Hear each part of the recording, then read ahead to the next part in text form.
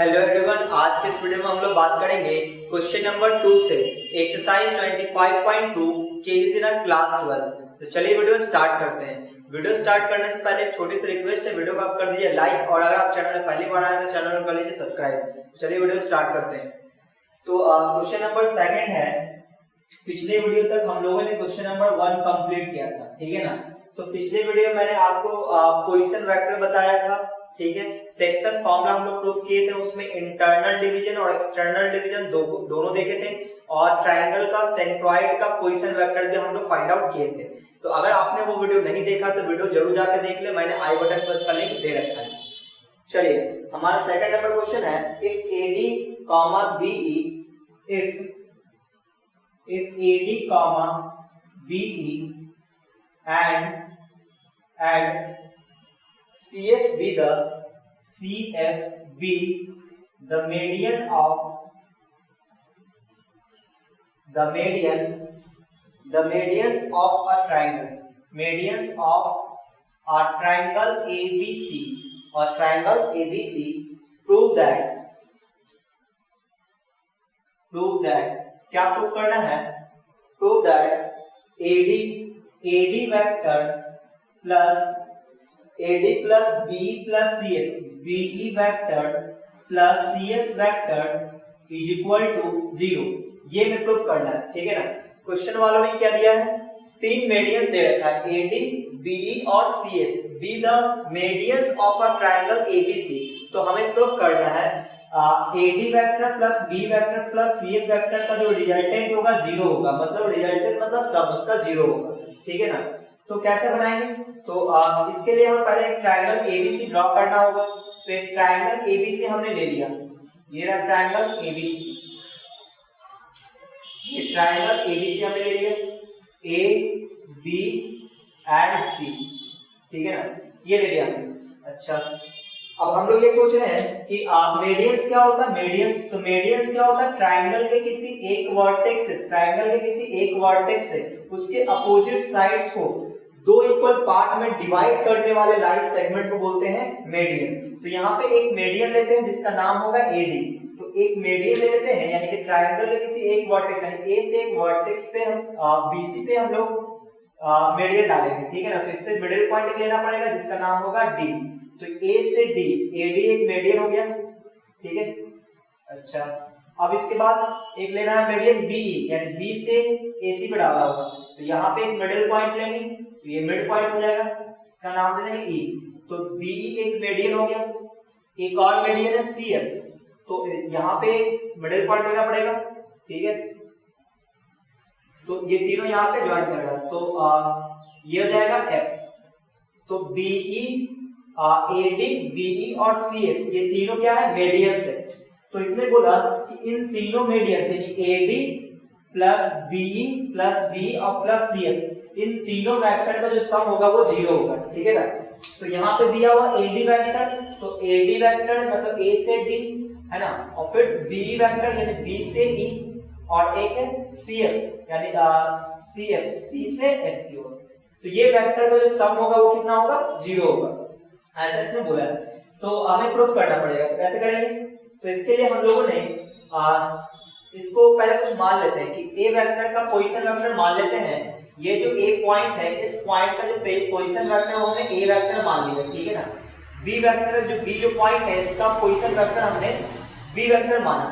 C जो point है इसका पोजीशन वेक्टर हमने C वेक्टर मान लिया, ठीक है ना। तो अगर हम लोग D निकालना चाहें, D पॉइंट का पोजीशन वेक्टर निकालना चाहे तो निकाल सकते हैं। कैसे? D is the mid point of B and C। BC का मिड पॉइंट D है। तो आपको पता होना चाहिए, मैंने पिछले वीडियो में ये प्रूफ किया था कि अगर 2 पॉइंट का मिडिल पॉइंट अगर तीसरा है तो उस मिडिल पॉइंट का पोजीशन वेक्टर हम लोग निकाल सकते हैं। कैसे? इन दोनों पोजीशन वेक्टर को ऐड करके 2 से डिवाइड कर देंगे। तो D का जो पोजीशन वेक्टर होगा B vector plus C vector, इन दोनों के पोजीशन वेक्टर को ऐड करके 2 से डिवाइड कर देंगे। तो ये D का पोजीशन वेक्टर आ चुका है। सिमिलरली E का भी पोजीशन वेक्टर में लिख सकते हैं। कैसे? इन दोनों को ऐड करके A vector plus C vector और डिवाइडेड बाय 2, ये मैंने पिछले वीडियो में प्रूफ किया है, ठीक है ना। कोऑर्डिनेट ज्योमेट्री में हम लोग पॉइंट निकालते थे तो उसमें एक्स कोऑर्डिनेट वाई कोऑर्डिनेट निकालते थे। यहाँ पे हमें सिर्फ पोजीशन वेक्टर निकालना है, पॉइंट का पोजीशन वेक्टर। तो ये पॉइंट एफ है, इसका पोजीशन वेक्टर क्या आएगा, इसका पोजीशन वेक्टर आएगा, इन दोनों को ऐड करके 2 से डिवाइड कर देंगे, यानी A vector plus B vector by 2। तो सबका मैंने पोजीशन वेक्टर लिख दिया, ठीक है ना। तो इस बात को लिख लेते हैं कि let position vector of position vectors of point position vector of points a comma b and c are a vector comma b vector and c vector respectively। हमने मान लिया कि पॉइंट ए बी सी इन तीनों का जो position vector है A B C इस तरह से है। तो अब आप ये बताओ, अगर हम लोग इसका LHS ले लें, LHS क्या है, LHS है AD vector plus BE vector plus CS vector, ये हमारा LHS है। तो मैंने आपको पिछले वीडियो में पोजीशन वेक्टर पढ़ाया था, वहां पर मैंने आपको बताया था कि जैसे मान लो अगर AB वेक्टर लिखा हुआ है तो इसको अगर हम लोग पोजीशन वेक्टर में तोड़ेंगे तो क्या लिखेंगे, OB वेक्टर, AB वेक्टर है तो पहले B वेक्टर का पोजीशन वेक्टर फिर A वेक्टर का पोजीशन वेक्टर को इस तरह से हम माइनस करके लिखते हैं, ठीक है। जैसे मान लो CD वेक्टर है तो क्या लिखेंगे, OD vector minus OC vector, यानी कि पहले D वाले का फिर C वाले का, इस तरह से। अच्छा, हम लोग ऐसा भी लिख सकते हैं, कभी कभी ऐसा भी लिखा जाता है, जैसे AB वेक्टर है तो यहाँ पे सिर्फ ऐसा भी लिख देते हैं B vector minus C vector, ठीक है ना। आप समझ जाना, B vector minus C vector, sorry B vector minus A vector, B vector minus A vector, जैसे ये है, इसको ऐसा भी लिखा जा सकता है B vector minus C vector. तो यहाँ पे O छिपा रहता है, OD वेक्टर को, OD वेक्टर को सिर्फ D वेक्टर लिख सकते हैं, कोई प्रॉब्लम नहीं है, ठीक है ना। तो चाहे ऐसा लिखा हो चाहे ये लिखा हो, दोनों बात एक ही है, ठीक है। तो आप लोग समझ आए। तो पोजीशन वेक्टर क्या होता है, ओरिजिन के रिस्पेक्ट में हम लोग देखते हैं, ठीक है ना। तो ये सब मैंने आपको पिछले वीडियो में बताया हुआ है। तो अभी हम लोग बात कर लेते हैं अपने क्वेश्चन। तो देखो यहाँ पे ये जो भी लिखा हुआ ये वेक्टर किसी भी पॉइंट के ब्रैकेट में ये लिखा हुआ है क्या है, ये उस पॉइंट का पोजीशन वेक्टर है, ये उस पॉइंट का पोजीशन वेक्टर है, ठीक है। चलो, तो अब आप बताओ AD वेक्टर को हम क्या लिख सकते हैं, इसको लिख सकते हैं OD vector minus OA vector, ठीक है। अब B वेक्टर क्या लिख सकते हैं, OE वेक्टर और माइनस OB वेक्टर, ठीक है।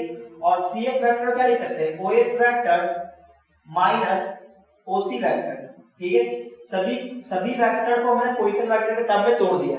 तो ये जो हमारा OD वेक्टर है इसको सिर्फ हम D वेक्टर भी समझेंगे, ठीक है ना। तो D वेक्टर कितना दिया हुआ है, देखो D वेक्टर दिया हुआ है, D का पोजीशन वेक्टर, यानी कितना हो जाएगा B vector plus C vector divided bye 2, ठीक है। OA वेक्टर कितना, OA वेक्टर मतलब A का पोजीशन वेक्टर, तो A का पोजीशन वेक्टर A वेक्टर, तो यहाँ पर रख देंगे A वेक्टर, ठीक है। तो इन दोनों का मैंने लिख दिया। प्लस में OE वेक्टर, OE वेक्टर का मतलब होता है E पॉइंट का पोजीशन वेक्टर, तो E पॉइंट का पोजीशन वेक्टर ये है A vector plus C vector by 2, तो ये हो जाएगा A vector plus C vector by 2, ठीक है। OE का हो जाएगा OB का, तो OB का होगा B पॉइंट का पोजीशन वेक्टर, तो B पॉइंट ये रहा, तो B का पोजीशन वेक्टर B वेक्टर है, ठीक है। अच्छा, OB का हो गया। OF का, तो OF वेक्टर का मतलब F पॉइंट का पोजीशन वेक्टर, तो F पॉइंट का पोजीशन वेक्टर है A vector plus B vector divided bye 2, ठीक है ना, ऐसा। अच्छा, OC वेक्टर का मतलब C पॉइंट का पोजीशन वेक्टर, तो C पॉइंट का पोजीशन वेक्टर C है, तो माइनस C वेक्टर, ठीक है ना। इसको हम लोग सॉल्व करेंगे तो आप देखोगे कि LCM कितना आने वाला है, LCM आने वाला है 2, LCM कितना आएगा 2 आ जाएगा LCM, ठीक है। तो यहाँ पे कितना लिखना पड़ेगा, B vector plus C vector, ठीक है। यहाँ पे माइनस 2A वेक्टर हो जाएगा, माइनस 2A वेक्टर, यहाँ पे ये 2 है तो ये डिवाइड करेंगे 1 आएगा, ऊपर मल्टीप्लाई करेंगे इतना ही लिखना पड़ेगा, A vector plus C vector minus, यहाँ पे क्या आ जाएगा, इसके नीचे कुछ नहीं तो 1 है, 1 से 2 में डिवाइड करेंगे 2 को इससे मल्टीप्लाई करना पड़ेगा, तो जाएगा 2B वेक्टर, और प्लस में 2 से डिवाइड करेंगे 1 को इससे मल्टीप्लाई कर देंगे A vector plus B vector, और फिर माइनस ये हो जाएगा 2C वेक्टर, ठीक है, ऐसा है। तो आप देखोगे कि जितना भी A वेक्टर उसको एक साथ लिख लेते हैं, ठीक है। तो देखो A वेक्टर कहाँ पे, A वेक्टर यहाँ पे, यहाँ पे, यहाँ पे, ये 3 जगह A वेक्टर है। तो आप देखो ये प्लस का A वेक्टर प्लस का A वेक्टर कितना हो जाएगा, 2A वेक्टर हो जाएगा, हो जाएगा 2A वेक्टर, ठीक है। अच्छा, और माइनस का 2A वेक्टर, ये रहा माइनस का 2A वेक्टर, ठीक है। देखिए आपको ये A vector plus A vector 2A vector, ये माइनस का 2A वेक्टर, उसी तरह से ये देखो प्लस का B वेक्टर और ये प्लस का B वेक्टर, तो प्लस का 2B वेक्टर हो गया, अब एक जगह देखो आपको माइनस का 2b वेक्टर दिख रहा है, तो माइनस का 2b वेक्टर, फिर प्लस में देखो प्लस का c वेक्टर, प्लस का c वेक्टर, तो ये हो जाएगा 2c वेक्टर और माइनस का 2c वेक्टर ये रहा। तो देखो मैंने सबको सॉल्व कर दिया, अपॉन में क्या आएगा 2, तो आप देखोगे ऊपर सभी कट जाएगा, इससे ये कट जाएगा, इससे ये कट जाएगा, इससे ये कट जाएगा, तो क्या बचा 0/2 और 0/2 मतलब 0, 0/2 मतलब 0, तो आप देखो ये RHS आ गया, तो ये हो गया प्रूफ। तो हम लोग RHS लेकर चले थे और LHS लेकर चले थे, ये हमारा RHS आ गया, ठीक है ना। तो इस तरह से हमने प्रूफ कर दिया। तो यहाँ पे आपने क्या देखा कि पोजीशन वेक्टर का यूज हो रहा है ना, पोजीशन वेक्टर का बहुत ज्यादा यूज हुआ है इसमें, ठीक है। तो आप चाहो तो इसका स्क्रीनशॉट ले सकते हो।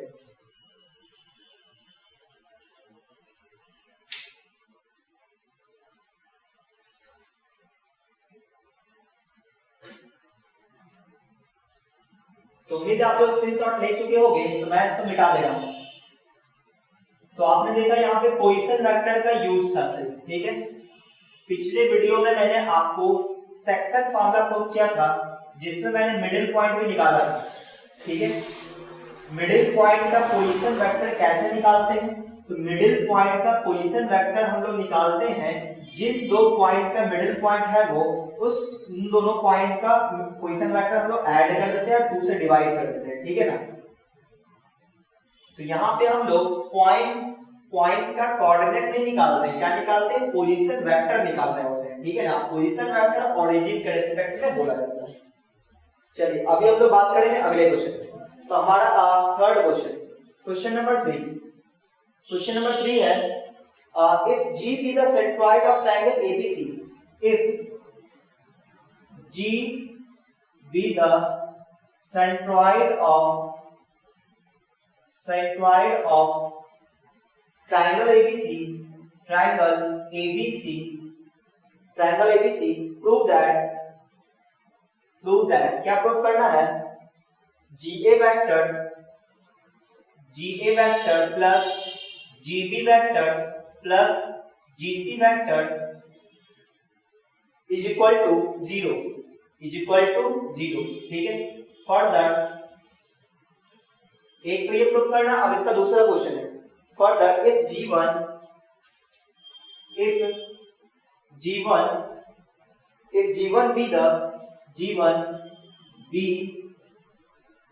be the centroid of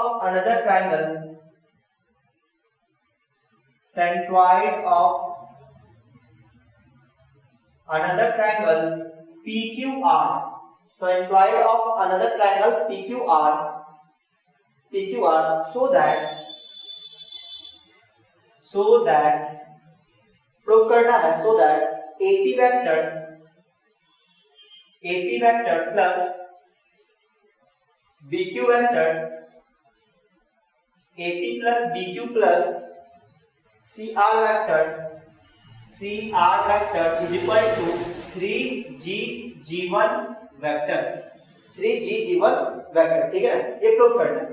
तो देखो यहाँ पे क्या क्या दिया हुआ वो देखो, एक तो G है, G क्या है, G रिप्रेजेंट कर रहा सेंट्रॉइड, किसका सेंट्रॉइड, ट्रायंगल ABC का, ठीक है। तो हमें एक तो ये प्रूफ करना है, एक ये चीजें प्रूफ करना है, ठीक है ना। अच्छा तो और दूसरा क्या है, फर्दर एक G1 है, ये भी क्या है, सेंट्रॉइड है, किसका सेंट्रॉइड है, be the centroid of another triangle PQR, G1 is the centroid of triangle PQR, तो so that हमें ये प्रूफ करना है। तो एक एक करके पहले प्रूफ करते हैं, पहले इस वाले को प्रूफ कर लेते हैं, ठीक है ना। GA plus GB plus GC is equal to 0। तो ये जो G है, G क्या है, G is a point of G is the centroid of triangle ABC। तो हमने एक ट्रायंगल ABC लिया, ये रहा ट्रायंगल ABC, ये रहा triangle ABC, A B and C, ये ट्रायंगल ABC है, ठीक है ना। अब इसमें जो सेंट्रॉइड है उसका नाम है G। तो सेंट्रॉइड क्या होता है, तो सेंट्रॉइड होता है मीडियम के इंटरसेक्शन पॉइंट को हम लोग सेंट्रॉइड बोलते हैं, ठीक है ना। तो आप देखो सेंट्रॉइड कैसे बनाएंगे हम लोग, तो यहां से लाइन खींचेंगे, BC को डिवाइड करेंगे इस तरह से, ये हो जाएगा D नाम दे दिए। एक हम लोग इस तरह से खींच देते हैं मीडियन, एक दूसरा मीडियन हो गया और एक तीसरा मीडियन, ठीक है ना। ये तीनों मीडियन जहां पे मिलता है उसी पॉइंट को हम लोग क्या बोलते हैं, सेंट्रॉइड बोलते हैं। ये पॉइंट हो गया G, ठीक है ना, और इस पॉइंट का नाम दे दिया हमने F, ठीक है ऐसा।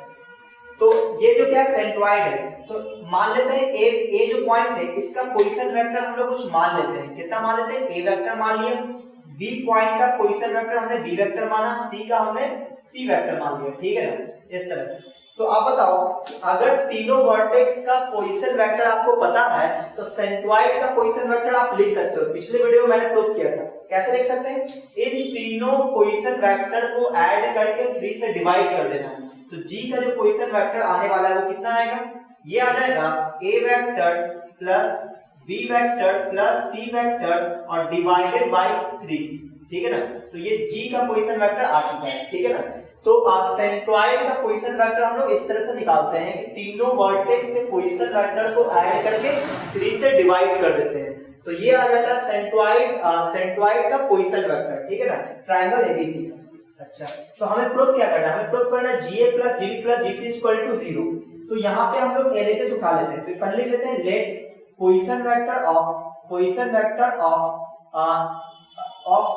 A, B and C are क्या मान लेते हैं, A vector, B vector and C vector respectively, ठीक है ना, हमने मान लिया। तो हम लोग LHS ले लेते हैं, LHS क्या है, LHS है GA vector plus GB vector plus GC vector, ठीक है ना, ये हमारा LHS है। तो वैसा करते हैं, इसको हम लोग पोजीशन वेक्टर के फॉर्म में तोड़ देते हैं। तो GA वेक्टर को क्या लिख सकते हैं, OA vector minus OG vector, ठीक है ना, और प्लस इसको लिख सकते हैं OB vector minus OG vector, और इसको लिख सकते हैं प्लस OC वेक्टर और माइनस OG वेक्टर, ठीक है ना, इस तरह से हम लोग लिख सकते हैं। अच्छा, तो अब आप ध्यान से देखो, तो यहाँ पे क्या हो सकता है कि ये जो हमारा OA माइनस OG है, तो OA माइनस OG तो कैसे लिखेंगे हम लोग, तो यहाँ पे आप देखोगे कि OA वेक्टर, ये OA वेक्टर और plus OB vector plus OC vector, ये तो एक साथ हो गया, OG वेक्टर यहाँ भी है, OG यहाँ भी, OG यहाँ भी, यहाँ माइनस 3OG वेक्टर हो जाएगा, ठीक है। अब सभी का वैल्यू हम लोग यहाँ पे रख देते हैं। तो यहाँ पे OA वेक्टर का मतलब होता है A वेक्टर का पोजीशन वेक्टर, A पॉइंट का पोजीशन वेक्टर, तो पॉइंट A का पोजीशन वेक्टर A वेक्टर, तो यहाँ पे A वेक्टर रखेंगे। अच्छा, OB वेक्टर का मतलब होता है B पॉइंट का पोजीशन वेक्टर, तो B पॉइंट का पोजीशन वेक्टर B वेक्टर, तो यहाँ पे B वेक्टर रख देंगे। यहाँ पे प्लस में OC वेक्टर का मतलब होता है C पॉइंट का पोजीशन वेक्टर, तो C पॉइंट का पोजीशन वेक्टर C वेक्टर है, तो यहाँ पर रख दिया C वेक्टर माइनस 3 तो ऐसे रहेगा मल्टीप्लाई में OG वेक्टर, OG वेक्टर का मतलब होता है G पॉइंट का पोजीशन वेक्टर, तो G पॉइंट का पोजीशन वेक्टर ये रहा, तो यहाँ पे लिखना पड़ेगा A vector plus B vector plus C vector divided by 3। तो आप देखोगे ये और ये कैंसिल हो गया, तो यहाँ पे क्या बच जाएगा, A vector plus B vector plus C vector, और ये माइनस में है A vector plus B vector plus C vector. तो आप देखो ये फोटो सेम है, तो ये प्लस में, ये सभी प्लस में, ये सभी माइनस में कट जाएगा, क्या बचेगा 0, इक्वल टू आ गया आपका RHS। उम्मीद आप ये समझ गए होंगे, ये हो गया प्रूफ। तो हम लोग LHS ले चले थे, यहाँ पर RHS आ गया। तो यहाँ पे हमने क्या यूज किया, पोजीशन वेक्टर का यूज किया, और सेंट्रॉइड का जो पोजीशन वेक्टर है ये हमने पिछले वीडियो में प्रूफ किया था। तो आपने वो वीडियो नहीं देखा तो वीडियो जरूर जाके देखिए।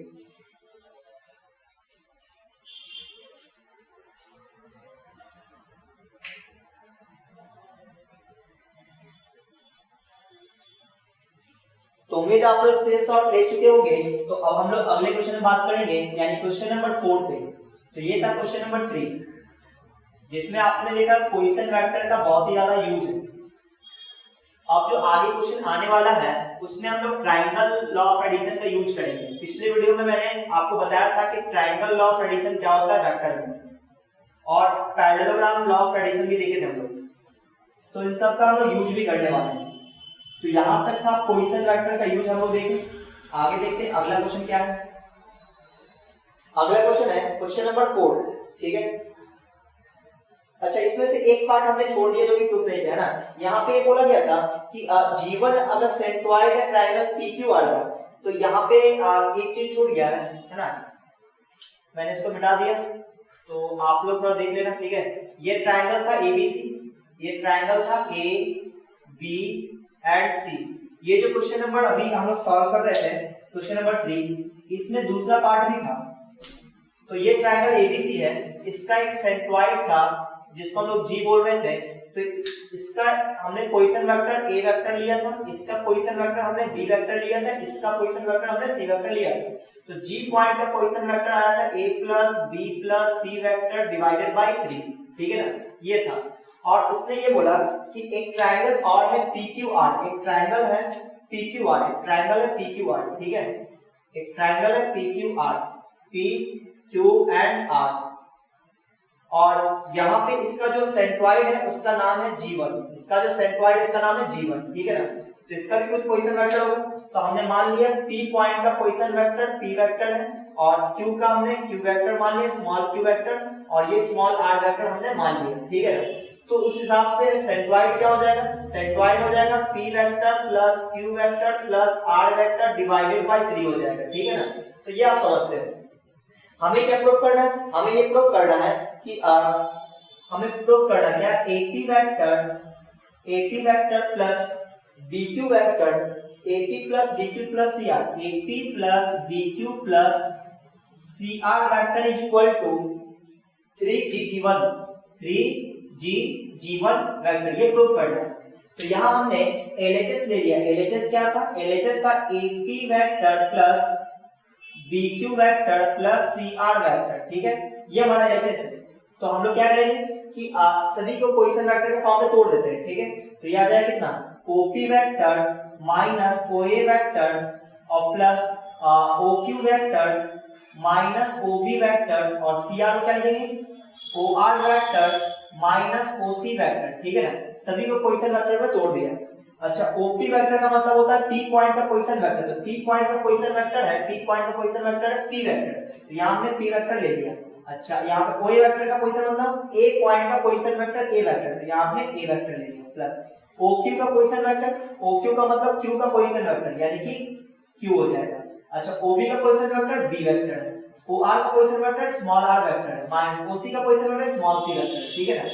तो इसको थोड़ा अगर हम लोग ढंग से लिख दें तो PQR ये सभी प्लस में है, तो P vector plus Q vector plus R vector, और माइनस में है, ये भी माइनस है, माइनस है, माइनस है, तो माइनस में कॉमन ले लिया, क्या बचेगा, A vector plus B vector plus C vector, इतना आ गया, ठीक है। अच्छा, तो ये हमारा हो गया LHS।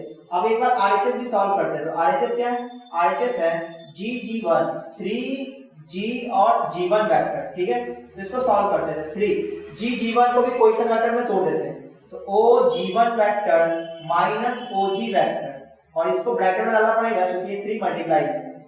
तो बताओ OG1 वेक्टर का मतलब क्या है, तो OG1 मतलब G1 पॉइंट का पोजीशन वेक्टर, तो G1 पॉइंट का पोजीशन वेक्टर ये है, यहाँ पे क्या लिखेंगे, P vector plus Q vector plus R vector divided by 3 minus OG vector यानी G पॉइंट का पोजीशन वेक्टर, तो G पॉइंट का पोजीशन वेक्टर है A vector plus B vector plus C vector divided by 3, ठीक है। तो आप देखोगे 3 कॉमन, सॉरी 1/3 कॉमन जा रहा है, तो 1/3 हमने कॉमन लिया, 12 जाएगा, क्या बचेगा यहाँ पे P vector plus Q vector plus R vector minus, यहाँ ब्रैकेट लेना पड़ेगा, A vector plus B vector plus C vector, तो ये कैंसिल हो गया। तो आप देखोगे ये आया कितना, P vector plus Q vector plus R vector minus A vector plus B vector plus C vector, ठीक है। तो आप देखोगे कि LHS और RHS दोनों बराबर हो चुका है, तो ये हो गया प्रूफ, ठीक है। तो उम्मीद आप ये समझ गए होंगे। तो आप चाहो तो इसका स्क्रीनशॉट ले सकते हो, ये तीसरा का सेकंड पार्ट है।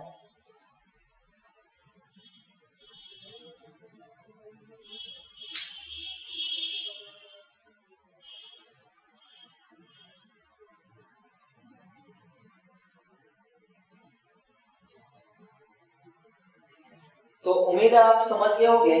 तो मैं इसको मिटा दे रहा हूं। तो यहाँ पे सिर्फ पोजीशन वेक्टर का ये सब कमाल है ना। तो इन सभी क्वेश्चंस को सॉल्व करके आप अपना पोजीशन वेक्टर का कॉन्सेप्ट क्लियर कर सकते हो, ठीक है। तो अभी हम लोग बात करने वाले हैं क्वेश्चन नंबर 4 पे।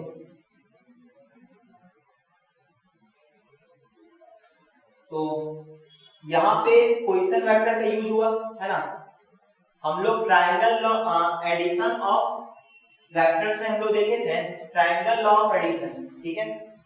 तो ये भी यूज हो सकता है। तो क्वेश्चन नंबर 4 क्या है, 5 फोर्सेस, क्वेश्चन नंबर 4 इसमें लिखा हुआ 5 फोर्सेस है, यानी 5 फोर्स है। कौन सा, AB vector comma AB AC AD, AB AC AD, AE और AF, AE और AF, ये 5 वेक्टर दिया हुआ है, 5 फोर्सेस है, ठीक है। Act at the vertices, act at the vertices, at the vertices of a regular hexagon, of a regular hexagon, regular hexagon, ठीक है। A B C D E F नाम है उस हेक्सागन का, A B C D E and F, ठीक है। तो ये हेक्सागन का नाम, prove that their resultant, prove that their resultant, their resultant prove that their resultant is 6a AO vector, 6 AO vector, where O is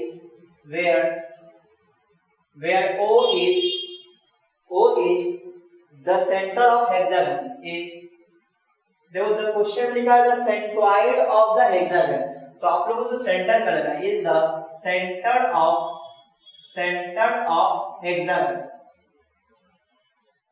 ठीक है।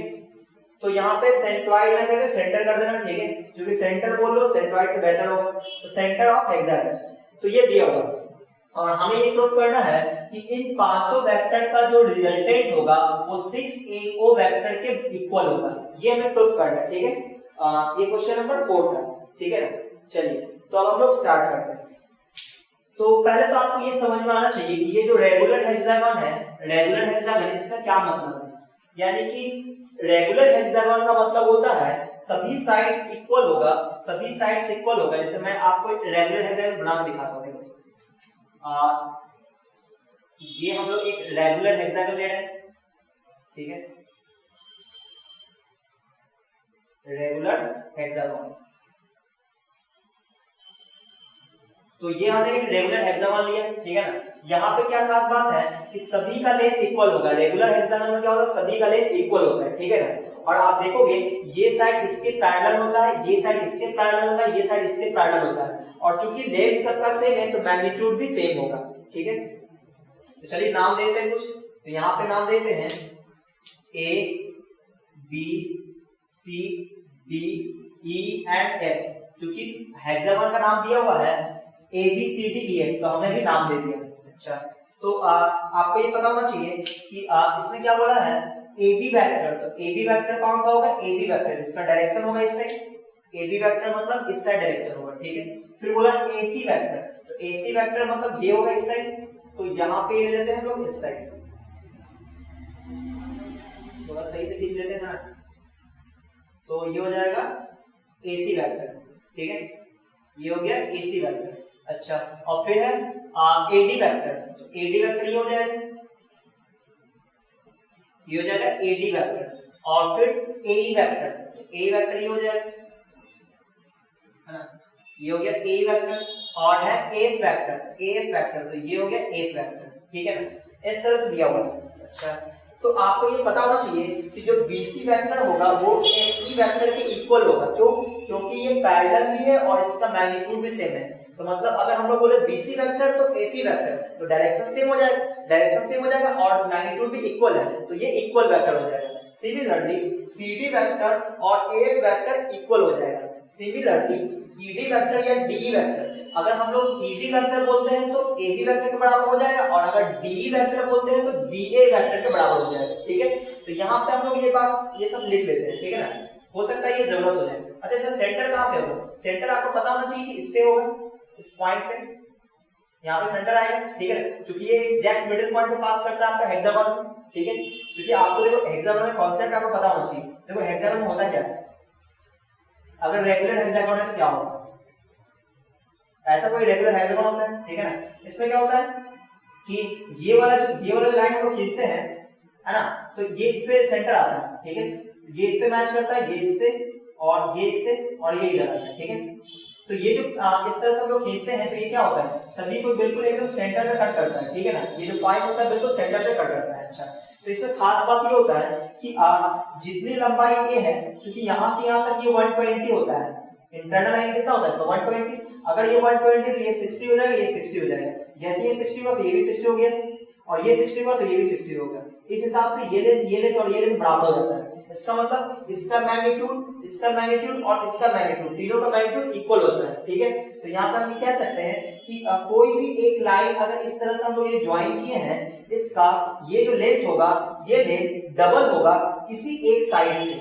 जैसे ये वाला जो लेंथ है, ये वाला जो लेंथ है, ये लेंथ डबल हो जाएगा किसी एक साइड से। ऐसा क्यों? क्योंकि ये लेंथ और ये लेंथ बराबर है, तो ये लेंथ और ये लेंथ दोनों को ऐड कर देंगे तो ये इस लेंथ का डबल हो जाएगा, ठीक है। तो आपको ये ध्यान रखना है।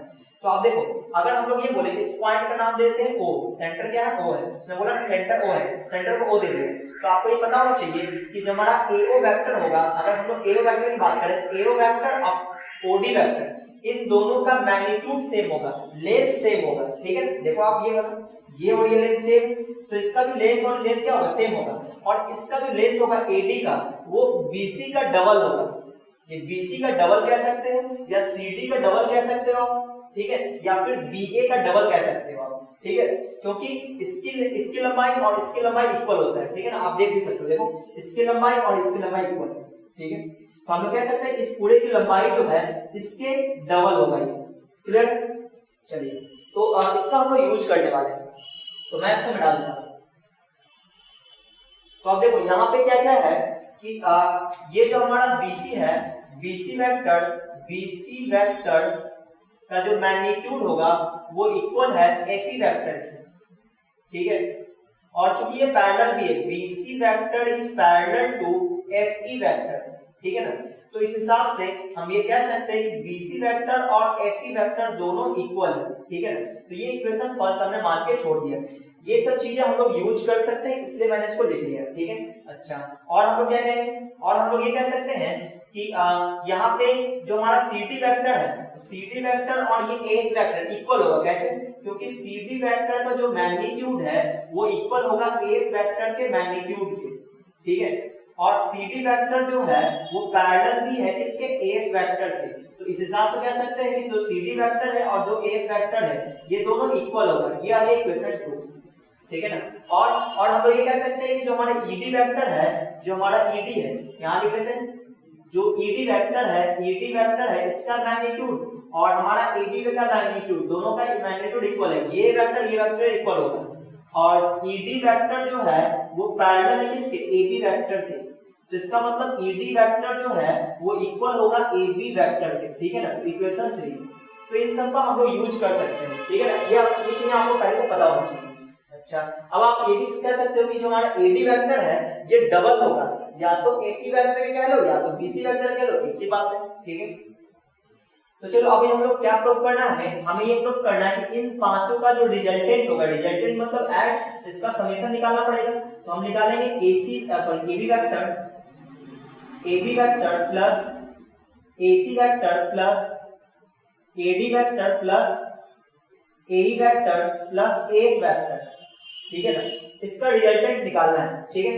तो कैसे निकाला जाए, तो इसको हम लोग इस तरह से निकाल सकते हैं।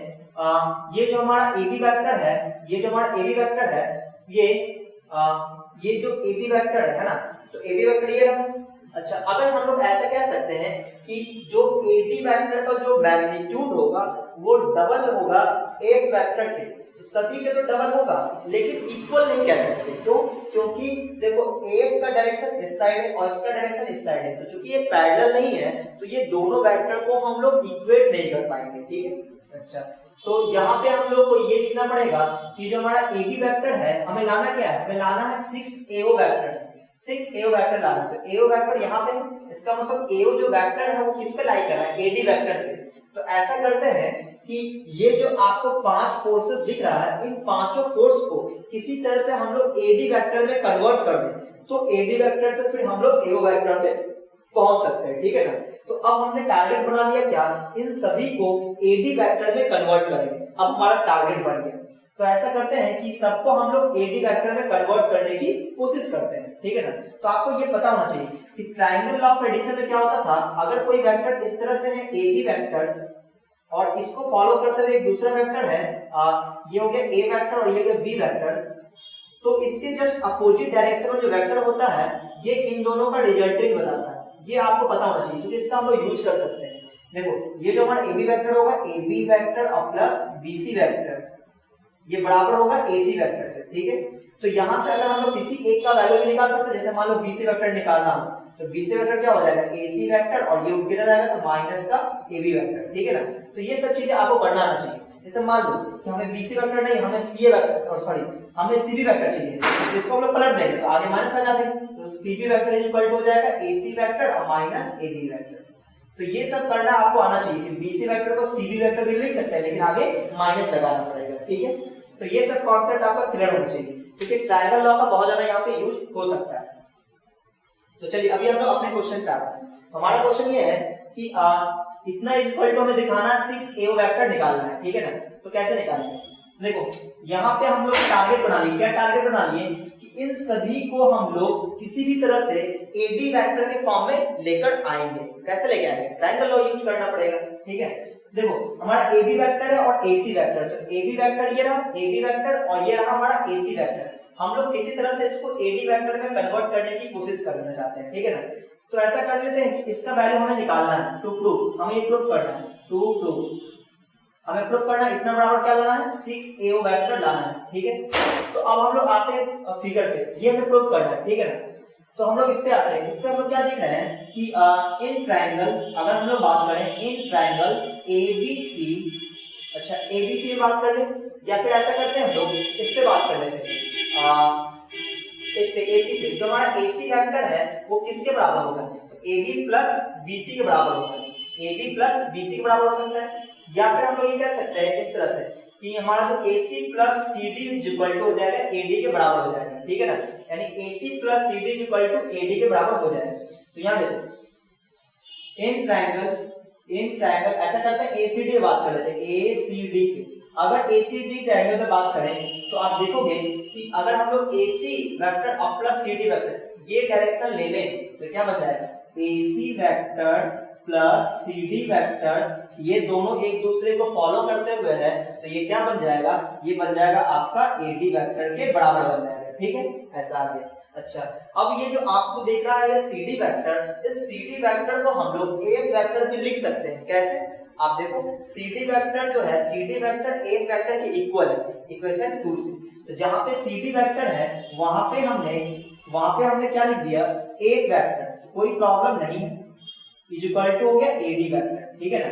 अब आप देखो AC प्लस 1 को हम लोग AD वेक्टर बोल सकते हैं, और जो हमारा LHS है उसमें AC दिख रहा है और 1 दिख रहा है, तो इन दोनों को कंबाइन करके हम लोग AD वेक्टर लिख सकते हैं, ठीक है ना। तो ये दोनों तो AD में कन्वर्ट हो जाएगा, ये AD में ऑलरेडी है, तो AB और AE को हमें तोड़ना पड़ेगा, ठीक है ना। AB और AE को तोड़ना पड़ेगा, मतलब AB वेक्टर और A वेक्टर को तोड़ना पड़ेगा, ठीक है। तो इसको देखते हैं हम लोग क्या कर सकते हैं। तो पहले इसको हम लिख लेते हैं इस तरह से कि LHS क्या है, LHS है हमारे पास AB vector plus AC vector plus AD vector और प्लस AE वेक्टर और प्लस A वेक्टर, ये हमारा LHS है। तो इसको हम लोग क्या किए कि यहाँ पे हमें दिख गया AC प्लस 1, तो AC प्लस 1 को हम लोग AD लिख सकते हैं, तो यहाँ पे हम लोग AC प्लस 1 को पहले आगे लिख लेते हैं, AC प्लस 1 को। तो इन दोनों वेक्टर AC प्लस 1 को हमने आगे लिख दिया। अब जो बच गया उसको लिख लेते हैं, बचिए क्या, हमारा AD वेक्टर बच गया, ये AD वेक्टर बच गया, फिर AB बच गया और फिर हमारा AE बच गया, AE वेक्टर, ठीक है ना। ऐसा आ गया। अच्छा अब देखो AC प्लस 1 को हम लोग क्या लिख सकते हैं, AC प्लस 1 को क्या लिख सकते हैं, इसको लिख सकते हैं AD वेक्टर, ये आ जाएगा AD वेक्टर, ठीक है। और प्लस में ये AD वेक्टर ये पहले से, और यहाँ पे आ गया AB प्लस AE, तो AB वेक्टर ये रहा और AE वेक्टर ये रहा, ठीक है ना। अब हमें किसी भी तरह से हमें जाना किसमें AD की ओर जाना है, तो हम लोग चेंज करने की कोशिश करेंगे। तो AB वेक्टर को क्या लिख दिया जाए और AE वेक्टर को क्या लिखा जाए, ठीक है ना। तो देखो हमारा जो AB वेक्टर है, तो AB वेक्टर को हम लोग लिख सकते हैं ED वेक्टर लिख सकते हैं, AB वेक्टर को हम लोग ED वेक्टर लिख सकते हैं, ठीक है। देखो यहाँ पे हमें निकाला हुआ होगा ए बी वेक्टर को ईडी वेक्टर लिख सकते हैं, ए बी वेक्टर को ईडी वेक्टर हम लोग लिख सकते हैं, ठीक है। देखो ये जो हमारा ए बी वेक्टर है इसके जगह हम लोग क्या लिखेंगे, ईडी वेक्टर, ईडी वेक्टर, ठीक है। और प्लस आ गया ए वेक्टर। तो यहाँ पे हम लोग लिख देते हैं, यहाँ पे हम लोग यूज किए थे सीडी की जगह एक लिखे तो कैसे किए थे, यूजिंग इक्वेशन 2, इक्वेशन 2 का हमने यहाँ पे यूज किया था। और यहाँ पे किसका यूज कर रहे हैं, यहाँ पे यूज किया हम लोग यूजिंग इक्वेशन 3, हमने इक्वेशन 3 का यूज किया। क्या किया, ए बी वेक्टर को ईडी वेक्टर लिख दिया, ये देखो ए बी वेक्टर को ईडी वेक्टर लिख दिया। ऐसा क्यों किए, ये जो हमारा ए बी था उसको ईडी लिख दिया ताकि ईडी और ए मिलकर कुछ ना कुछ रिजल्ट दे सकता है, इसलिए ऐसा किया। तो अब देखो यहाँ गया AD प्लस AD, तो ये हो जाएगा 2AD वेक्टर, ठीक है। अब इस पे आते हैं, ये जो हमारा ED vector plus A vector है, तो ED वेक्टर का मतलब ये हो गया ED, इस तरह से ED वेक्टर, तो ED और ED प्लस A वेक्टर और प्लस A वेक्टर, तो हम लोग ये कह सकते हैं AE प्लस ED वेक्टर, है ना। देखो AE प्लस ED वेक्टर, तो AE vector plus ED vector को क्या बोल सकते हैं, AD वेक्टर, कैसे, बाय ट्रायंगल लॉ से। तो इसके जगह हम लोग क्या लिख सकते हैं, इसके जगह देख लो आप ध्यान से, AE वेक्टर और प्लस ED वेक्टर। देखो AE vector plus ED vector, देखो ये फॉलो करते हुए है, तो इसके अपोजिट डायरेक्शन में ये है, तो AD वेक्टर बन जाएगा। तो इसके जगह हम लोग क्या रख देंगे, AD वेक्टर, इसको रख दिया हमने AD वेक्टर। और आप देखो सभी AD में कन्वर्ट हो चुका है, ठीक है ना।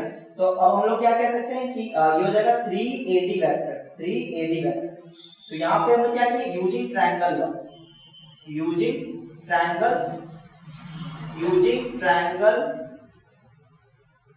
ट्रायंगल लॉ ऑफ एडिशन, है ना, हमने ट्रायंगल लॉ ऑफ एडिशन का यूज किया है, तो ये बन गया ऐसा।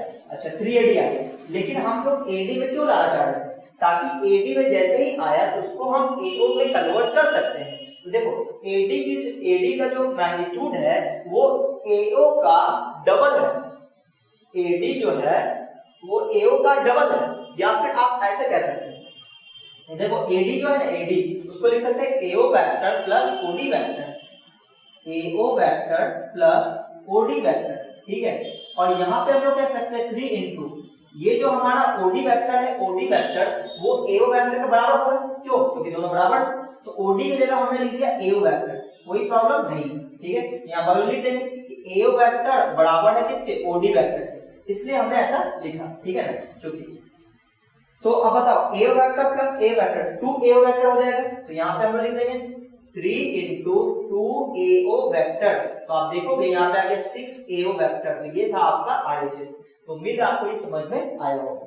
तो यहाँ पे हमने क्या यूज किया, ट्रायंगल लॉ ऑफ एडिशन का हमने यूज किया है। तो आप चाहो तो इसका स्क्रीनशॉट ले सकते हो।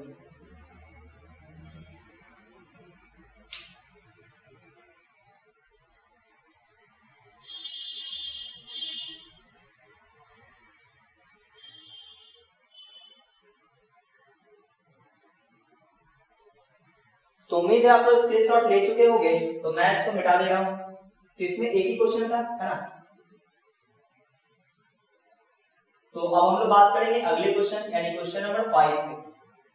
तो यहाँ आपने देखा कि ट्रायंगल लॉ ऑफ एडिशन का यूज हुआ, ठीक है।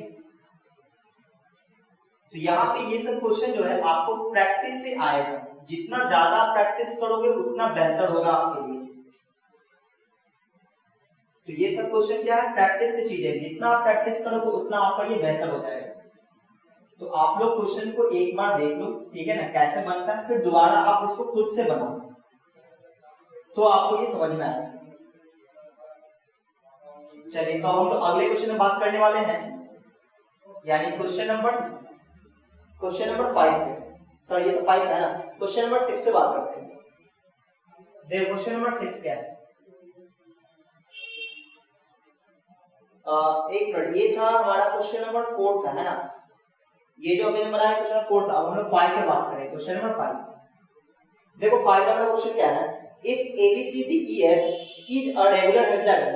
फिर से एक बार इसने रेगुलर हेक्सागन की बात करेंगे, ABCDEF ABCDE एंड F, ये जो है ये हेक्सागन है, is a regular hexagon, is a regular hexagon, regular hexagon, ठीक है। प्रूव दैट, हमें प्रूफ करना है, प्रूव दैट, क्या प्रूफ करना है, AC vector plus AD plus EA vector plus FA vector is equal to 3AB vector ये हमें प्रूफ करना है, ठीक है ना। तो क्या करना चाहिए, हमें पहले एक रेगुलर हेक्सागन ड्रॉ करना चाहिए, ठीक है ना। अब तो आप लोग हेक्सागन का कॉन्सेप्ट आप समझ चुके हैं, तो हमने एक रेगुलर हेक्सागन ड्रॉ किया, ठीक है। थोड़ा छोटा कर लेते हैं। रेगुलर हेक्सागन एक हम लोग ड्रॉ कर रहे हैं, ठीक है। तो ये हमने एक रेगुलर हेक्सागन ड्रॉ कर लिया। अच्छा, नाम देते हैं, नाम है A B C D E and F, ये नाम दिया गया। अच्छा, फिर बोला गया ये regular hexagon prove that AC AD EA AC A to C, तो AC ये हो जाएगा, ये रहा AC, और फिर AD हो जाएगा, अच्छा EA वेक्टर मतलब ये उल्टा जाएगा इस तरह से, है ना, EA ऐसा, और FA मतलब ऐसा हो जाएगा, और is equal to 3AB vector, तो AB वेक्टर ये, ठीक है ना। तो यहाँ देखो, यहाँ इसने ऐसा किया है कि इन 1 2 3 4 इन पांचों का जो सम है वो AB के इक्वल दिखाया है। इसका मतलब ये हुआ कि हमें क्या करना चाहिए, इन सबको AB के फॉर्म में तोड़ देना चाहिए, तो हमारी कोशिश यही होगी कि इन सबको AB के फॉर्म में तोड़ देना, ठीक है ना। इसका यूज करेंगे, ट्रायंगल लॉ का यूज करेंगे, ठीक है ना। जो इससे पहले हम लोगों ने क्वेश्चन बनाया था उसको हम लोग AD के फॉर्म में तोड़े थे, इस बार क्या है AB के फॉर्म में तोड़ना है, कोई प्रॉब्लम नहीं है, हम लोग तोड़ेंगे। तो यहाँ पे हम लोग LHS देख लेते हैं। अच्छा, यहाँ पे क्या क्या इक्वल है वो पहले हम लोग लिख लेते हैं। देखो, ये जो हमारा BC है वो AC के बराबर होगा, अब तो आप समझ ही गए होंगे, इससे पहले जो क्वेश्चन बनाया था उसमें भी हम लोग देखा था। और ये जो CD है वो AF के बराबर होगा, ठीक है, लेकिन इसने डायरेक्शन दिया है FA, तो ये जो FA है वो DC के बराबर हो जाएगा, उसी डायरेक्शन में देना होता है। अच्छा, यहाँ पे जो ED है वो AB के बराबर हो जाएगा, ठीक है, ये आपको ध्यान में रखना है। तो इसको ध्यान में रखते हुए मैं यहाँ पर प्रूफ करना स्टार्ट कर रहा हूँ, ठीक है। चलिए, तो यहाँ पे हम बहुत कुछ नहीं लिख रहे हैं कि BC बराबर है FE के, फिर AB बराबर है इसके ED के, ये सब मैं नहीं लिख रहा हूँ क्योंकि इससे पहले वाले क्वेश्चन में मैंने सब लिख दिया था, ठीक है। चलिए, तो हम लोग इसके LHS उठाते हैं और प्रूफ करना स्टार्ट करते हैं। हमारा LHS क्या है, AC vector plus AD vector plus EA vector और प्लस FA वेक्टर, ठीक है ना। अच्छा, आपको ये भी पता होना चाहिए जो सेंटर होगा इसका, सेंटर यहाँ पे होगा इसका, तो इसका मतलब ये होगा कि AD का जो AD वेक्टर जो होगा वो 2 टाइम्स होगा BC वेक्टर के या फिर FE वेक्टर के, आप कह सकते हो, ठीक है। चलिए, तो अभी हम लोग इसका यूज करेंगे। हमें किसी भी तरह से सभी को AB वेक्टर के फॉर्म में लाना है, क्योंकि लाना किसमें AB में, तो हम लोग कोशिश करेंगे सबको AB की ओर लेकर आए। तो कैसे आएंगे, तो यहाँ पे हमें एक चीज दिख गया, AC वेक्टर और प्लस AB वेक्टर, AB का है AC वेक्टर है, तो AC वेक्टर को हम लोग क्या लिख सकते हैं, AB vector plus BC vector. देखो, अगर मैं इसका डायरेक्शन ये दे दूं तो AB प्लस BC, देखो फॉलो करते हुए AB और BC, तो AB और BC को जब हम ऐड करेंगे क्या मिलेगा, AC मिलेगा। तो AC की जगह हम लोग क्या लिख सकते हैं, हम लोग लिख सकते हैं AB वेक्टर और प्लस BC वेक्टर हम लोग लिख सकते हैं, ठीक है ना। कैसे लिखिए, बाय ट्रायंगल लॉ से, ठीक है ना। किस ट्रायंगल में, ABC ट्रायंगल में हमने देखा है। अच्छा, अब आगे बढ़ते हैं। AD वेक्टर क्या है, AD वेक्टर ये रहा, तो ये रहा AD वेक्टर। ऐसा करते हैं, AD वेक्टर को हम लोग 2BC वेक्टर लिख सकते हैं, क्योंकि BC का जो लंबाई है उसका डबल लंबाई है, तो और जो देखो दोनों क्या है, पैरेलल है, तो हम लोग कह सकते हैं, और दोनों का डायरेक्शन में सेम रखा है BC, तो यहाँ से AD रखा है, ठीक है। तो हम लोग कह सकते हैं कि जो हमारा AD वेक्टर है वो 2 टाइम्स ऑफ BC वेक्टर है या फिर 2 टाइम्स ऑफ FE वेक्टर है, कोई भी आप ले सकते हो। FE ले लें, FA और FE, आप कोई भी ले सकते हो, कोई हमें प्रॉब्लम नहीं है। तो AD वेक्टर को क्या लिखेंगे, तो ऐसे लिखते हैं कि 2 into BC वेक्टर लिख देते हैं, कोई प्रॉब्लम नहीं, 2 into BC vector, AD vector को हमने 2 into BC वेक्टर लिख दिया, ठीक है ऐसा। अच्छा, अब क्या करेंगे, तो AD का भी हो गया। अब EA वेक्टर, तो जो EA वेक्टर उसको जरा तोड़ते हैं हम लोग, तो EA वेक्टर कहाँ पे, ये रहा EA वेक्टर, तो ई ए वेक्टर को हम लोग क्या लिख सकते हैं, ई ए वेक्टर को क्या लिखना पड़ेगा कि हमारा जो ई एफ होगा और एफ ए होगा वही उसी का रिजल्टेंट होगा ई ए। जो हमारा ई एफ होगा मतलब इस डायरेक्शन में जो ई एफ होगा और एफ ए होगा उसी का ये होगा क्या रिजल्टेंट ए ई वेक्टर। ठीक है, तो ऐसा करते हैं जो हमारा ई ए वेक्टर है, ई ए वेक्टर को क्या लिख सकते हैं, E F vector plus F A vector plus F A vector. ठीक है ना, ई ए वेक्टर को हमने इसमें तोड़ दिया और एफ ए वेक्टर को एज इट इज छोड़ देते हैं, एफ ए वेक्टर को हमने एज इट इज छोड़ दिया। ठीक है ना, ऐसा। अच्छा, अब क्या करें, अब ऐसा करते हैं कि जो लाइट टर्म उसको एक साथ कर लेते हैं। ये तो ए बी के टर्म में है, इसको तो कुछ करेंगे नहीं, ये बी सी वेक्टर, ये बी सी वेक्टर, ये 2 ये 1 में कितना हो जाएगा 3 into बी सी वेक्टर हो जाएगा। अच्छा, अब यहाँ देखो ये ई एफ वेक्टर है, तो ई एफ वेक्टर को हमने एज इट इज फिलहाल छोड़ दिया। अच्छा, ई एफ वेक्टर जो है, जो हमारा ई एफ वेक्टर है इसको हम लोग सी बी वेक्टर लिख सकते हैं। देखो ई एफ वेक्टर और सी एफ वेक्टर इक्वल होगा, है ना। अब हम लोग ऐसा नहीं कर सकते कि E F is equal to B C, ऐसा नहीं कर सकते क्योंकि डायरेक्शन अपोजिट हो जाएगा। अगर इक्वल लिखना है तो कैसे लिखेंगे, ई एफ को हम लिख सकते हैं सी बी वेक्टर, तो चलो ई एफ को हम लोग सी बी वेक्टर लिख सकते हैं। ठीक है ना, या ई एफ को हम लोग सी बी वेक्टर लिख सकते हैं। ई एफ के जगह हम क्या लिखते हैं सी एफ वेक्टर, तो ई एफ के जगह हम लिखते हैं सी बी वेक्टर, तो सी बी वेक्टर यहाँ पे हमने लिख दिया ई एफ की जगह। अच्छा, एफ ए प्लस एफ है तो ये हो जाएगा 2 F A vector, 2 F A vector हो गया। अच्छा, अब ऐसा करते हैं ये बी सी वेक्टर ये सी बी वेक्टर है तो इसको पलट देते हैं, तो ए बी प्लस ये हो जाएगा 3 बी सी वेक्टर और माइनस बी सी वेक्टर हो जाएगा, हमने सी बी वेक्टर को बी सी वेक्टर लिख दिया और प्लस ये हो जाएगा 2 एफ ए वेक्टर। अच्छा, एफ ए वेक्टर हमें निकालना है, तो एफ ए वेक्टर निकले कैसे, एफ ए वेक्टर, तो एफ ए वेक्टर अगर हमें निकालना है तो एफ ए वेक्टर को हम लोग को क्या लिखना चाहिए, देखो एफ ए वेक्टर को ऐसा लिखते हैं, एफ ए वेक्टर को अगर हम लोग एडी में तोड़ दें तो ये थोड़ा ज्यादा आसान हो जाएगा। ठीक है, तो एफ ए वेक्टर को क्या लिखा जाए, तो ऐसा करते हैं कि एफ ए वेक्टर को हम तोड़ते हैं, तो एफ ए वेक्टर को हम लिख सकते हैं, इसमें ट्रायंगल लॉ ऑफ एडिशन लगाना पड़ेगा। ठीक है, तो ट्रायंगल लॉ ऑफ एडिशन लगाएंगे कैसे, तो या तो आप चाहो तो एफ ए वेक्टर को डीसी वेक्टर भी आप लिख सकते हो। ठीक है ना, तो क्या करते हैं लिख देते हैं। ठीक है, चलो एफ ए वेक्टर को हम लोग डीसी वेक्टर लिख देते हैं। ठीक है ना, तो एफ ए वेक्टर को हमने क्या लिखा है डीसी वेक्टर, यहां लिखते हैं डीसी वेक्टर। देखो ये जो एफ ए वेक्टर उसको हमने डीसी वेक्टर लिख दिया, डीसी वेक्टर ऐसा। ठीक है ना, अच्छा, और देखो ये हो गया ए बी वेक्टर और प्लस 3bc माइनस bc हो जाएगा 2bc वेक्टर और प्लस में 2dc वेक्टर, है ना। तो bc और dc आ गया, है ना, तो bc और dc आ गया, मतलब dc अपोजिट डायरेक्शन में आ रहा है। चलो कोई बात नहीं, इसको हम लोग तोड़ेंगे, तो ये आ जाएगा ए बी वेक्टर और प्लस इन दोनों में 2 कॉमन है, 2 कॉमन लेते हैं। ठीक है ना, क्या बच जाएगा अंदर bc वेक्टर और प्लस dc वेक्टर बच गया। ठीक है, अच्छा, अब क्या किया जाए, अब यहाँ पे हम लोग देखते हैं कि ये जो हमारा डीसी वेक्टर है तो डीसी वेक्टर को क्या लिख सकते हैं, तो आप देखो एडी प्लस डीसी को लिख सकते हैं एसी वेक्टर।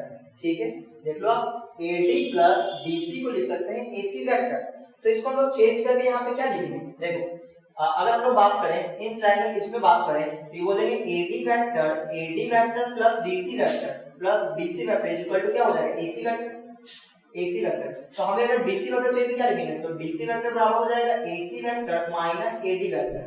ठीक है ना, देखो DC वेक्टर बराबर हो जाएगा AD कितना चला जाएगा AC माइनस AD हो जाएगा। ठीक है ना, ये हो जाएगा DC वेक्टर। तो जहां पर DC वेक्टर उसको हम लोग क्या लिख सकते हैं, उसको हम लिख सकते हैं BC vector plus DC vector क्या लिख सकते हैं AC vector minus AD vector, कैसे ट्रायंगल ऑफ एडिशन से हमने लिख दिया।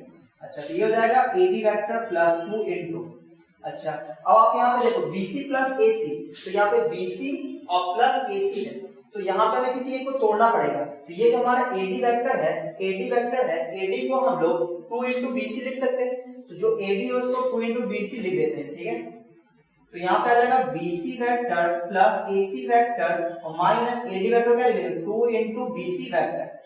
अब आप देखो यहाँ पे आ जाएगा AB वेक्टर प्लस 2 into, तो BC vector minus 2BC vector, तो क्या बच जाएगा माइनस का BC वेक्टर बच जाएगा और ये प्लस का AC वेक्टर ये पहले से। अच्छा, अब ये जो हमारा AC वेक्टर है और ये क्या है BC वेक्टर है, तो किसी एक को हम लोग चेंज कर देते हैं। ठीक है ना, तो किसको चेंज कर दिया जाए, चलो ऐसा करते हैं हम लोग BC को AC को चेंज कर देते हैं। ठीक है ना, तो AC वेक्टर क्या लिख सकते हैं, तो AC को लिख सकते हैं AB और प्लस BC। ठीक है ना, यहाँ लिखते हैं AB वेक्टर और प्लस 2 इनटू, तो दोनों में से किसी एक को चेंज कर देते हैं। तो AC वेक्टर क्या लिख सकते हैं, देखो AC वेक्टर क्या लिख सकते हैं, AB प्लस BC, क्योंकि इन दोनों को ये फॉलो करते हुए अपोजिट डायरेक्शन में। क्या लिखेंगे, AC को लिखेंगे AB वेक्टर और प्लस BC वेक्टर और माइनस BC वेक्टर ये पहले से। तो आप देखो ये और ये कैंसिल हो जाएगा, क्या बच जाएगा, ये हो जाएगा AB वेक्टर और प्लस 2 into AB वेक्टर। आप देखो ये 2AB और प्लस AB कितना हो जाएगा, 3AB वेक्टर। तो आप देखोगे ये प्रूफ हो चुका है, ये हमारा आगे के साथ चुका है, ठीक है ना। तो यहाँ पे क्या था कि ट्रायंगल लॉ ऑफ एडिशन का यूज था। ये आपको दिमाग लगाना पड़ेगा कहां पे कौन सा ऐड करें ताकि ये आसान हो जाए, ठीक है। तो ये कैसे होगा, ये प्रैक्टिस से होगा। आप ज्यादा से ज्यादा प्रैक्टिस करो, एक बार क्वेश्चन को देखो, है ना, बना लो और फिर दोबारा आप बनाओ बिना देखे हुए, ठीक है। हालांकि इस टाइप का क्वेश्चन आपको बिहार बोर्ड में देखने को नहीं मिलेगा, CBSE में आपको देखने को मिल सकता है।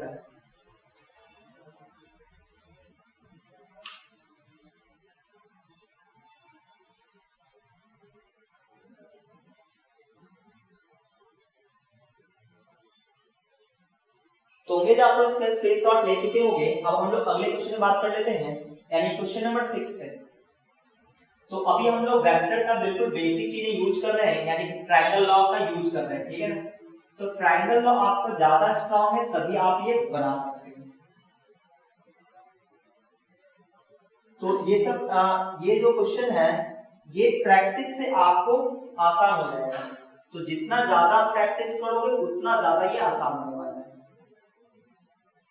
चलो अब हम लोग अगले क्वेश्चन में बात कर लेते हैं, यानी क्वेश्चन नंबर 6। देखो क्वेश्चन नंबर 6 क्या है, ABCD is a parallelogram.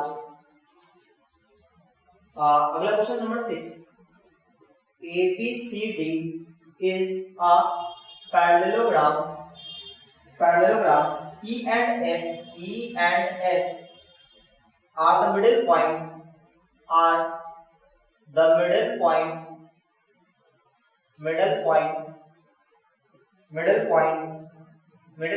of AD and CD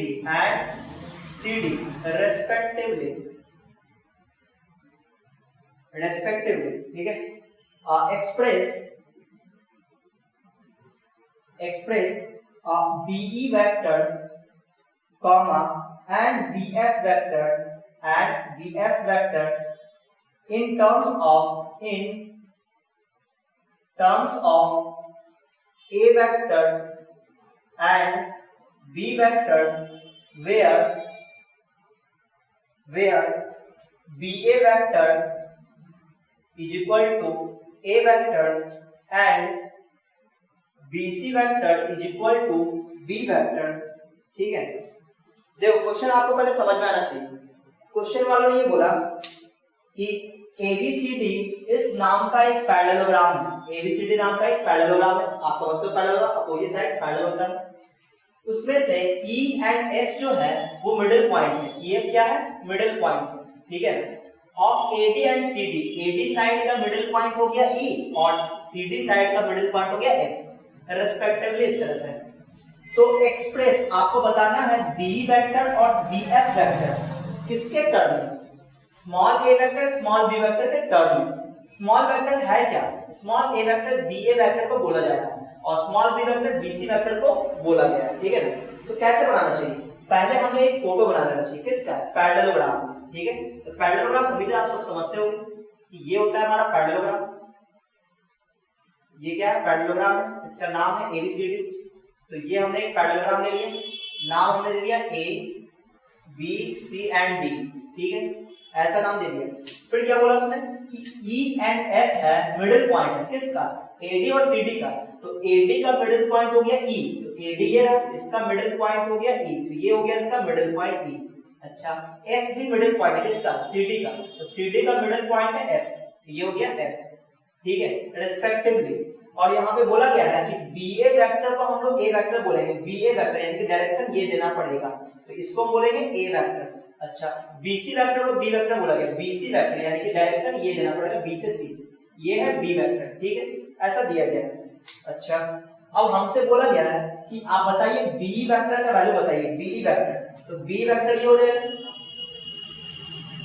B vector direction इधर होगा, तो B से E क्यों, इस साइड ये डायरेक्शन होगा, ठीक है। अच्छा, फिर किसका निकाला, BF वेक्टर, तो B ये रहा, F वेक्टर ये रहा, तो बी एफ वेक्टर इसका वैल्यू भी बताना है, तो डायरेक्शन किधर होगा, बी से एफ की ओर, तो बी से एफ की ओर, ठीक है ऐसा। अच्छा तो यहाँ पे F जो है मिडिल पॉइंट है, इसका मतलब ये हुआ कि हम लोग को पता है कि पैरेललोग्राम में क्या होता है कि अपोजिट साइड का लेंथ इक्वल भी होता है, पैरेलल भी होता है, ठीक है। तो इसका मतलब ये हुआ कि BA वेक्टर अगर A वेक्टर है तो CD वेक्टर भी A वेक्टर होगा, ठीक है ना। तो FD वेक्टर कितना होगा या फिर CF वेक्टर कितना होगा, तो ये हो जाएगा पूरा A वेक्टर है यहाँ से यहाँ तक, तो कितना हो जाएगा A वेक्टर बाय 2 हो जाएगा, A वेक्टर बाय 2 हो जाएगा, ठीक है। ये भी कितना हो जाएगा A वेक्टर बाय 2 हो जाएगा। उम्मीद आप ये समझ गए होंगे। अच्छा चूंकि ये BC वेक्टर और AD वेक्टर ये सेम होगा, क्योंकि पैरेललोग्राम में क्या होता है कि ये और ये पैरेलल होता है और इन दोनों का मैग्नीट्यूड सेम होता है। तो इसका मतलब ये अगर B वेक्टर है तो ये पॉइंट अगर मिडिल पॉइंट है तो ये हो जाएगा B वेक्टर बाय 2 और ये भी हो जाएगा B वेक्टर बाय 2, ठीक है ना। और डायरेक्शन क्या देंगे, इसका भी, यानी कि डायरेक्शन देंगे इस साइड, इसमें डायरेक्शन इधर देना पड़ेगा इस साइड और ये इस साइड, ठीक है ना ऐसे। तो हमसे पूछा क्या गया, हमसे पूछा गया कि आप BE वेक्टर का वैल्यू बताइए A वेक्टर और B वेक्टर के टर्म में। तो क्या करेंगे, तो B वेक्टर है किधर, ये रहा B वेक्टर। तो आप देखोगे अगर हम लोग इस ट्रायंगल में बात करें ABE ट्रायंगल में बात कर ले तो हमारा काम बन जाएगा, ठीक है। तो इन ट्रायंगल ABE अगर हम इन तीनों ट्रायंगल में बात करें तो आप देखो कि BA वेक्टर और AE वेक्टर ये एक दूसरे को फॉलो करते हुए, तो ये इसका रिजल्टेंट हो जाएगा, है ना, B वेक्टर। इसका मतलब बोलेंगे BA vector plus BA vector और इसको फॉलो करते हुए AE वेक्टर है, तो AE वेक्टर ये इक्वल हो जाएगा किसके, ये इक्वल हो जाएगा BE वेक्टर के, ये हो जाएगा BE वेक्टर के इक्वल हो जाएगा। हमें B का वैल्यू निकालना था, यहाँ BA वेक्टर कितना दिया होगा, BA वेक्टर दिया A वेक्टर और प्लस AE वेक्टर कितना है, AE वेक्टर ये रहा, तो B वेक्टर बाय 2 हो जाएगा, B वेक्टर बाय 2। तो यही कौन है, BE वेक्टर जो हमें निकालना था। तो हमारे पास BE वेक्टर आ चुका है कितना, A vector plus B vector by 2, तो ये इसका आंसर हो गया। हमें पूछा गया था कि BE वेक्टर का वैल्यू बताइए A और B वेक्टर के टर्म में। देखो B वेक्टर का वैल्यू निकल गया A वेक्टर और B वेक्टर के टर्म में। फिर उसी तरह से BF वेक्टर निकालना है, तो उसके लिए क्या करना पड़ेगा, BF वेक्टर, इसका मतलब इस ट्रायंगल को उठा लेते हैं, है ना। तो BCF इन ट्रायंगल BCF में क्या बोलेंगे हम लोग कि जो हमारा BC vector plus CF vector, ठीक है, ये किसके बराबर हो जाएगा, BC प्लस CF, ये बराबर होगा BF के बराबर होगा, BF वेक्टर के बराबर हो जाएगा, ठीक है ना। तो बताओ BC वेक्टर क्या है, B वेक्टर है और CF वेक्टर कितना है, A वेक्टर बाय 2 है, A वेक्टर बाय 2, ये आ गया हमारा BF वेक्टर। तो ये हो गया आंसर। BF वेक्टर का भी वैल्यू बताना था A वेक्टर और B वेक्टर के टर्म में, तो हमने दोनों का वैल्यू निकाल दिया, ठीक है ना। तो उम्मीद आप ये समझ गए होंगे। तो आप चाहो तो इसका स्क्रीनशॉट ले सकते हो।